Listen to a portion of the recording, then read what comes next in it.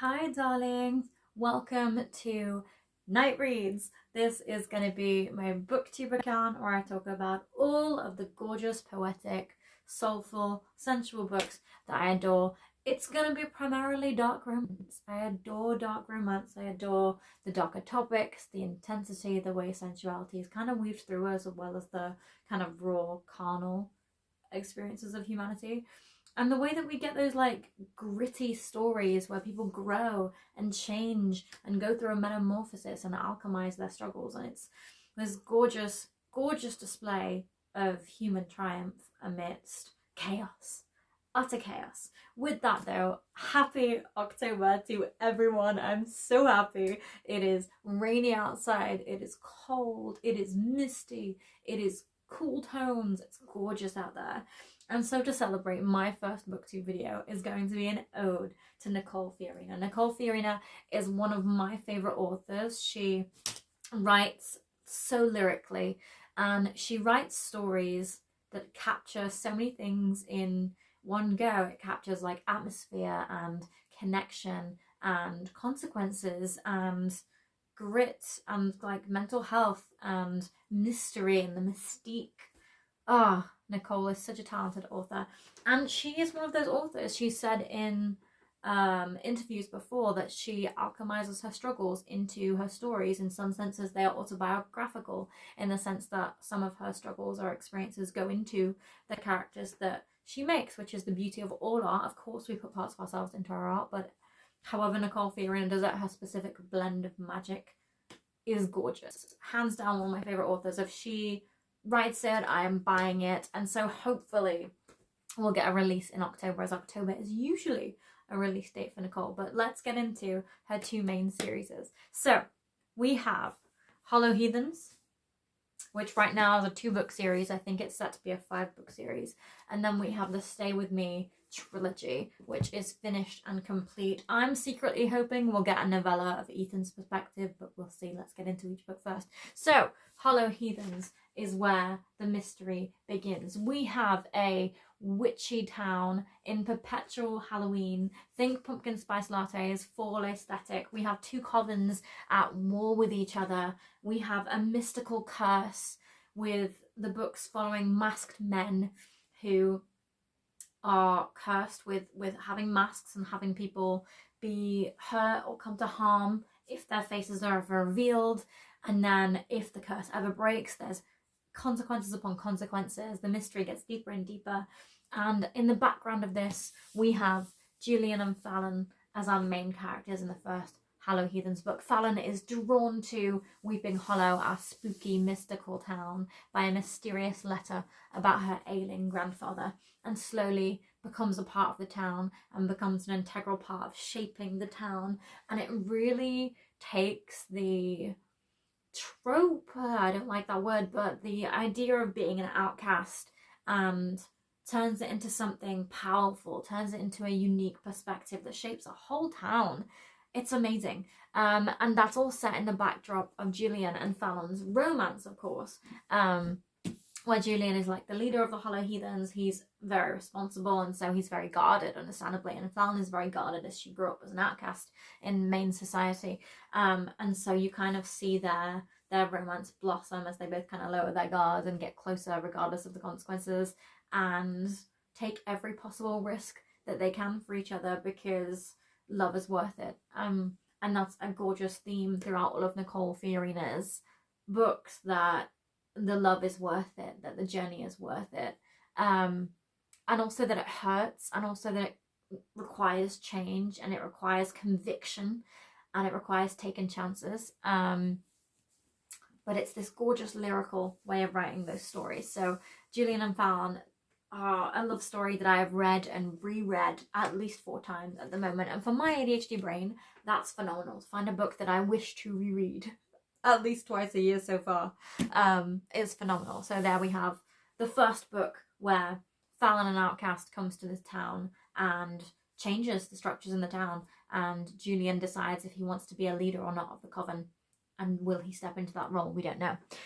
Then we have Bone Island, the second book in the Hollow Heathens I don't know the word for a 5-book series, but series, which follows Stone and Aurora. Now, Aurora is an outcast in a different way, in the sense that she presents a very pretty, family-focused front, but she's hiding something much darker within herself and a life that's outside of her control. Enter Stone, or I suppose stumble across Stone, who, again, is an outcast of a different variety. He's an outcast outside of time.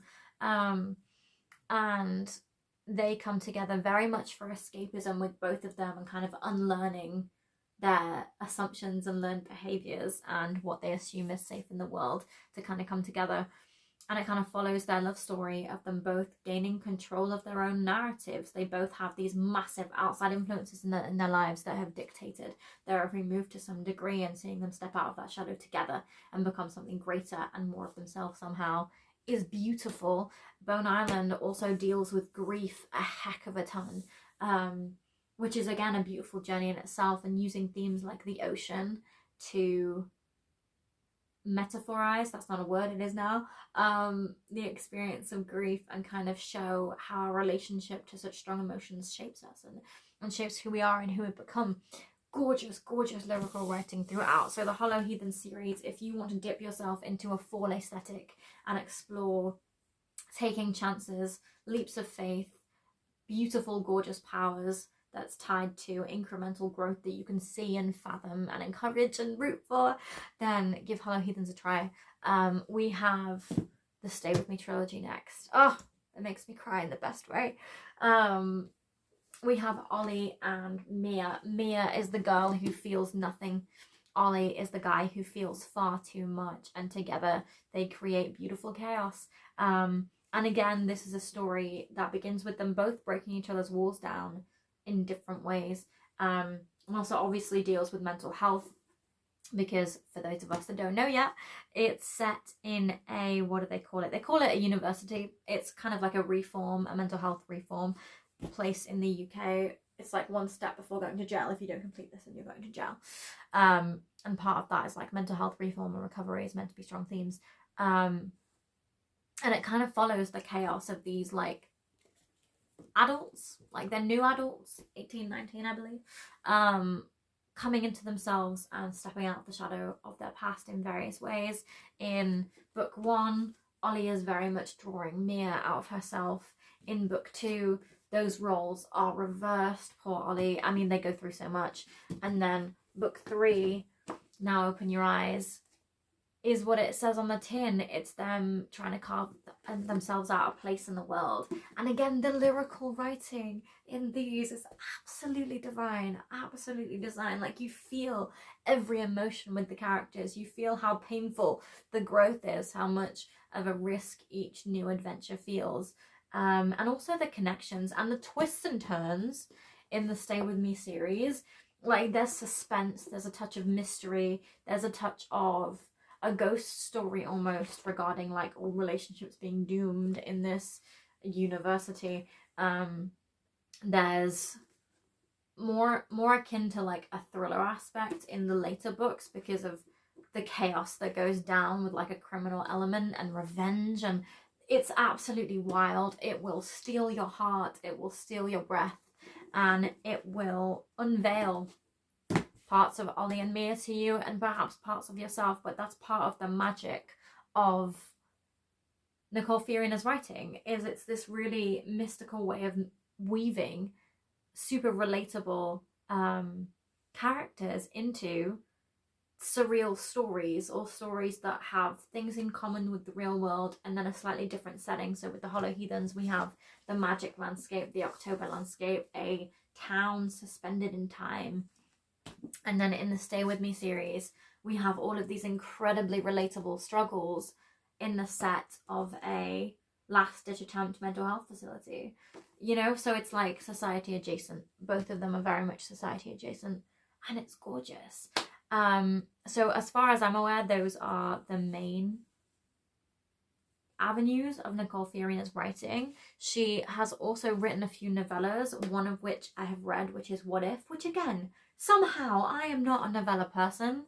I don't feel like they often grow enough to be believable. The insta-love is too much. Like, I'm not a novella person, but somehow Nicole Fiorina did it. She wrote What If, which is a bit of a rock star romance between Ty and Kate, where Ty is off the rails, Kate shows him the city, and they both kind of fall in love with it together, hopefully. And then kind of stories somehow unravel. Nicole Fiorina somehow packs stories inside of stories with this one, and it's a novella. What magic is this? But again, it's really, really heartfelt. It feels really, really sincere, and it does have an element of, obviously there's a time frame that they have to meet, a specific amount of time they have to have this adventure in, because that's how novellas are set up. But again, the interactions don't feel fake, and there's like development and hesitancy and caution and sincerity and frustration throughout that relationship, which makes it feel real in a really short amount of time. And again, this one, What If, is just so sincere, and the afterward in What If is so sweet and so honest of Nicole Fiorina. I feel so brave of her to share where this piece of art came from and why.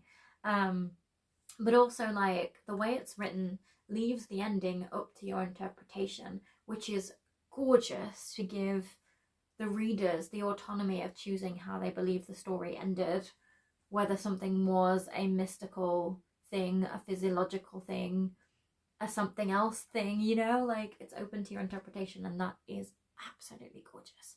Absolutely gorgeous. There's hints of that in the Stay With Me series, with like the concept of soulmates being battered around in a faux romantic kind of way, like a take the mick kind of way, but also like by the end you'll wonder, were these guys meant to be, or did they just fight so hard that the universe was pushed to the side and had to let them have their way? You decide.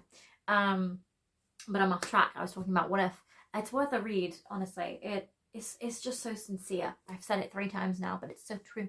And then the last release that I'm aware of happening, so hopefully, I'm hoping we'll get super lucky this October and there'll be a Hollow Heathens release and also a new book release, because we do know to expect Nova Graves, which I don't have a physical copy of yet because it's not been released. But as far as I'm aware, Nova Graves is set in another spooky town, and it's a little bit, it seems to be a little bit of a historical romance.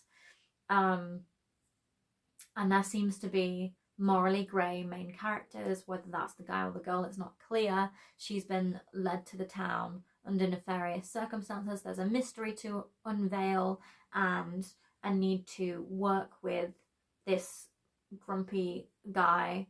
I don't know if I'm getting my wires crossed, but I have a feeling there might be some time travel-esque kind of themes in it, perhaps some ghostly themes in it. I'm very curious what the choices will be and how it will be shown. From what I can remember of the description, she's drawn to a creepy town, there's a mystery to solve, and there's a love across different times or different realities, one of which is true, I'm not sure which. And there's this question of who will she choose. So I'm highly curious about Nova Graves. I think that is a very experimental plot. I think it draws on so many strengths of Nicole Fiorina's writing, with like the mystical element, but then also the hard choices element, and also like having multiple connections to make sincere. Beautiful. I'm curious what the emotional leaning will be in this book, but I'm so excited to find out. I'm so excited to find out. If Nicole Fiorina writes it, I'm buying it. Case closed. I'm so excited. So that is my ode to Nicole Fiorina, because I will just be repeating myself. There's lyrical, poetic, gorgeous, descriptive, emotive, metaphorical, somehow realistic, in a mystical world of writing that is Nicole Fiorina. I adore that she bends genres and mixes genres. Like Hollow Heathens gives Gilmore Girls with fall, with Spooky Wednesday October vibes. And then there's also these epic love stories in the background that don't feel gossipy or kitsch or anything. They feel so sincere and raw and emotional amidst these really complicated backgrounds, in the sense that behind both of the stories of Bone Island and Hollow Heathens, There's the town politics. You get to know the members of the town and who lives there. You get to know Freddie in the Morning, for example, who's a radio host who cheers up everyone in the town by existing, and you look forward to his interactions with the reader and kind of get to know everybody in the town. It's gorgeous and so well done. And then you've got Stay With Me, which is a romance and also a suspense and at times a thriller, and then there's epic mental health representation amidst this almost new adult romance. It's the genres that she can combine and bend. Oh, gorgeous, gorgeous. I'm in awe. I can only hope to write something so beautiful. But this will be my October gift to myself, is Nicole Fiorina's writing. So thank you for joining me in this kind of a deep dive into Nicole Fiorina's writing. I am so excited to create more Booktube videos, to share more, to get more personal and share what resonates with me. I'm hoping in time I can have quotes prepared and share like what I felt in my heart and what got to me, because my taste is quite specific and lyrical and poetic and atmospheric and dark and emotive, right? All of those gorgeous things. And so hopefully you'll notice themes as we go on.